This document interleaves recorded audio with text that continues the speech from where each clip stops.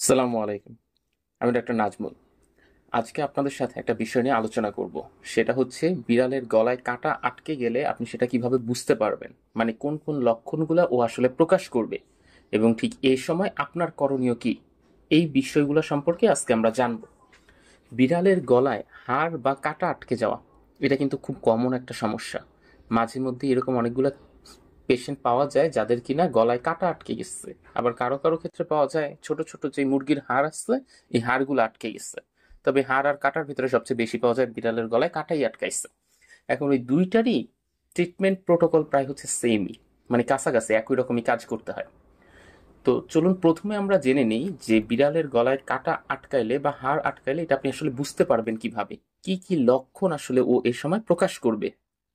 প্রথমত ও যেই সাইন সিমটমটা প্রকাশ করবে সেটা হচ্ছে ওর প্রচন্ড পরিমাণে দেখবেন কাশির সৃষ্টি হবে, মানে একটু পরপরই কাশবে অথবা মুখ দিয়ে একটা অন্যরকম শব্দ করতে থাকবে, মানে ওর নর্মাল ডাকটা না, ওই নর্মাল ডাকের চেয়ে পরিবর্তিত একটা শব্দ। এইটা দেখতে পারবেন প্রথম সাইন হিসেবে। দুই নাম্বারে ওর মুখ দিয়ে অনবরত লালা ঝরতে থাকবে, মানে ওই গলার ওইখানে ওই কাঁটাটা আটকানোর জন্য ও আর তখন হচ্ছে লালাটা গিলতে পারবে না, কারণ গিলতে গেলেই তো ব্যথা হবে। এই জন্য ওই লালাটা যেহেতু ভিতর দিকে ও গিলতে পারতেছে না, এই জন্য এটা বাহিরের দিক দিয়ে মানে মুখ খেয়ে গড়ায় গড়ায় পড়তে থাকবে। এই জন্য দুই নাম্বার যেই লক্ষণটা আপনি দেখতে পাবেন সেটা হচ্ছে অতিরিক্ত ধরনের লালাটা ক্ষরণ হইতে থাকবে। তিন নাম্বার যে ইয়াটা, যে গলার যে জায়গায় কাঁটাটা আটকাইছে, ও তখন করবে কি, ওর ওই পা দিয়ে ওই জায়গাটায় হচ্ছে একটু আঁচড়ানোর মতো চেষ্টা করবে, কারণ ওই জায়গাটা তো এখন একটা ব্যথার মতো হয়ে আসছে বা গলায় কিরকম ওর একটা লাগতেছে। ওই অস্বস্তিটা ও সরানোর জন্য ও বারবার কি করবে, পা দিয়ে হচ্ছে ওই জায়গায় একটা আঁচড়ানোর মতো চেষ্টা করবে। এর পরের যে পয়েন্টটা, যে 4 নাম্বার পয়েন্ট হিসেবে আপনি যে লক্ষণটা দেখতে পারবেন সেটা হচ্ছে কিছু তো খাইতে পারবে না, কারণ ও যখন খাইতে যাবে তখন তো ওর গলায় ওই ব্যথাটার সৃষ্টি হবে, ঢোক গিলতে পারবে না। এই জন্য তখন আস্তে আস্তে ও দেখবেন যে খাওয়া দাওয়া বন্ধ করে দিচ্ছে। তারপরে দেখবেন যে ওর শ্বাসকষ্ট হইতে শুরু করছে। আর ও যে শ্বাসটা নিতেছে সেই শ্বাসটা নর্মাল রকমের শ্বাস না, একটা গড় গড় কিরকম জানি আওয়াজ হয়ে একটা শ্বাস নেওয়ার ও চেষ্টা করতেছে। এগুলো তো হইতেছে সবগুলো একদম প্রাথমিক সাইন সিমটম, মানে হচ্ছে একদম প্রথমেই যদি গলায় কাটা আটকায় তাহলে ও এই লক্ষণগুলো প্রকাশ করবে। কিন্তু ধরুন আপনি এই লক্ষণ একটাও বুঝতে পারলেন না, তাহলে আপনি পরবর্তীতে দেখবেন কি ওর গলার ওই জায়গাটা আস্তে আস্তে ফুলে যাচ্ছে, এবং শুধু গলার ওই জায়গাটা ফুলতেছে না, মুখ পুরাটা মনে হবে যে একদম পানি এসে পড়ছে, মানে পুরো মুখ আর গলা দুইটাই হচ্ছে পানিতে ফুলে যাবে। এখন তাহলে চলুন জেনে নেই এই সময় আপনার আসলে করণীয় কি। এই সময় আপনার প্রথম কাজই হচ্ছে বিড়ালটাকে একটু শান্ত করা, মানে ও যে এই ওর ভিতর যে একটা অস্বস্তি হচ্ছে যার কারণে ও দেখবেন যে একটু ছোটাছুটির মতো করতে থাকবে। তো প্রথমতই বিড়ালকে একদম শান্ত করে ফেলার চেষ্টা করবেন। আর যখনই আপনি বুঝতে পারবেন যে গলায় কাটা বা এ জাতীয় কিছু আটকাইছে, তখনই আপনি বিড়ালকে আর খাওয়ানোর চেষ্টা করবেন না। এইখানে প্রথম ভুলটাই হয় এইটা, যে যখনই ও একটু কম খাওয়া দাওয়া করার চেষ্টা করে তখনই দেখা যায় যে আমরা একটু ওকে জোর করে খাওয়ানোর চেষ্টা করতেছি, কিন্তু ওর তো গলায় কাটা আটকে আছে। তাইলে এই সময় ওকে জোর করে বাহিরের কোনো জিনিস আলটিমেটলি খাবার দেওয়ার চেষ্টা করা যাবে না, বা না খাইলেও খুব বেশি জোর করা যাবে না। আপনাকে এ সময় ভেটের কাছে নিয়ে যেতে হবে।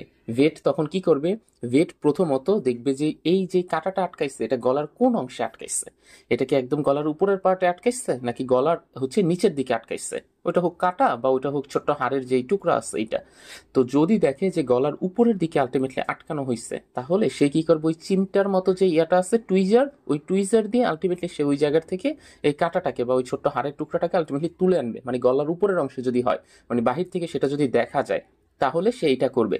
আর যদি সেই কাটা বা হাড়ের টুকরো ওইটার নিচের দিকে নেমে গেছে, তাহলে এটাকে তোলার জন্য তখন অপারেশন করতে হবে। অপারেশন করে যেই জায়গাটায় আছে এটা আগে এক্সরের মাধ্যমে প্রথমে নির্ণয় করতে হবে। করার পরে তারপরে হচ্ছে ওই জায়গায় একটু ইনসিশন দিয়ে কেটে ওই জায়গার থেকে এটা বের করে আবার সেলাই করে দিতে হবে, এবং সাথে বাদবাকি যে মেডিসিনগুলো আছে এই মেডিসিনগুলো দিতে হবে। কারণ ও তো কয়েকদিন খাইতে পারবে না, গলা দিয়ে তো ওর খাবারটা যাবে না, তখন ওকে কি করতে হবে, বাহির থেকে ধরেন যে স্যালাইন দিতে হবে, ভিটামিনস দিতে হবে, এরকম অন্যান্য মিনারেলস যেগুলো আছে এই ধরনের জিনিসপত্রগুলো ওকে সাপ্লাই দিতে হবে।